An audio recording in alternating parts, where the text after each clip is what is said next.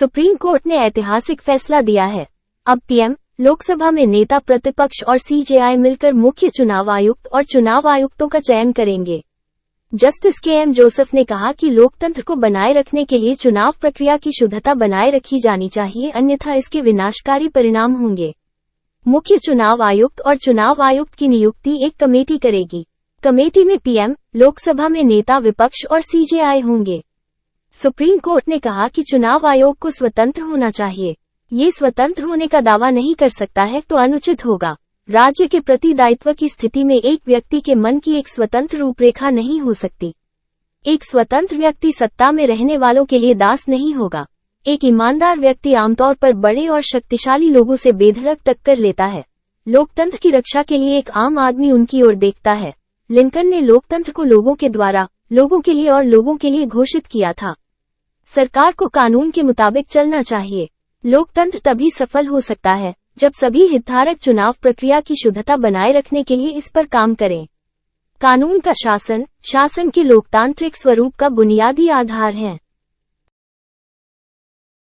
ऐतिहासिक फैसला है जो लोकतंत्र के ऊपर बहुत असर डालेगा, क्योंकि आज तो हम देख रहे थे कि इलेक्शन कमीशन बिल्कुल सरकार के इशारों पर नाच रहा था, और उसका एक कारण ये था कि सरकार जिसको चाहे बना देती थी।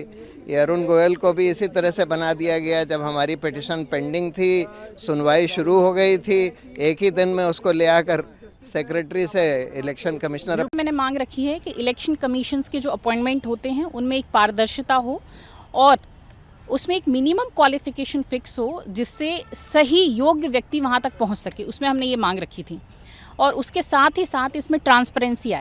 इलेक्शन कमीशन को पूरी ऑटोनॉमी हो, इलेक्शन कमीशन को पूरी स्वायत्ता हो और इलेक्शन कमीशन पूरी तरीके से इंडिपेंडेंट हो। उसको लेके हमारी 5 मांग थी। पहली हमारी मांग ये थी कि इलेक्शन कमीशन का अपॉइंटमेंट एक कोलिजियम के थ्रू होना चाहिए, जिसमें प्राइम मिनिस्टर हो, लीडर ऑफ अपोजिशन हो और चीफ जस्टिस ऑफ इंडिया हो। उसको सुप्रीम कोर्ट ने मान लिया है। दूसरी हमारी मांग थी कि अभी इलेक्शन कमीशन को अगर हटाना होता है तो पार्लियामेंट में इम्पीचमेंट लाना होता है, लेकिन जो बाकी के जो इलेक्शन कमिश्नर हैं उनके लिए आपको पार्लियामेंट में इम्पीचमेंट नहीं लाना है, बल्कि एग्जीक्यूटिव ऑर्डर से आप हटा सकते हैं। तो हमारा ये कहना था कि चीफ इलेक्शन कमिश्नर और इलेक्शन कमिश्नर सबका जो अपॉइंटमेंट है और सबका जो हटाने का प्रोसीजर हो और सबकी जो पावर है वो इक्वल होनी चाहिए, वो अलग अलग नहीं होनी चाहिए। सुप्रीम कोर्ट ने उसको भी मान लिया है।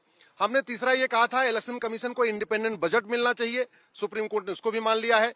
चौथा हमने कहा था इलेक्शन कमीशन का अपना इंडिपेंडेंट सेक्रेटरिएट होना चाहिए। अभी इलेक्शन कमीशन के जो एम्प्लॉय होते हैं उनको गवर्नमेंट अपॉइंट करती है, जब मन करती है इलेक्शन कमीशन भेजती है, जब मन करती है वापस बुला लेती है।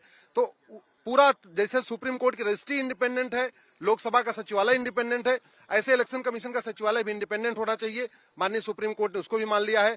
और पांचवा हमने कहा था इलेक्शन कमीशन के पास रूल मेकिंग पावर है।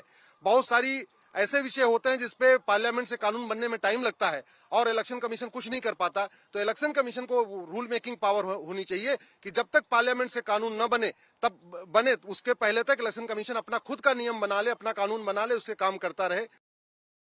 वीडियो देखने के लिए धन्यवाद। नई वीडियो की नोटिफिकेशन के लिए चैनल को सब्सक्राइब करें।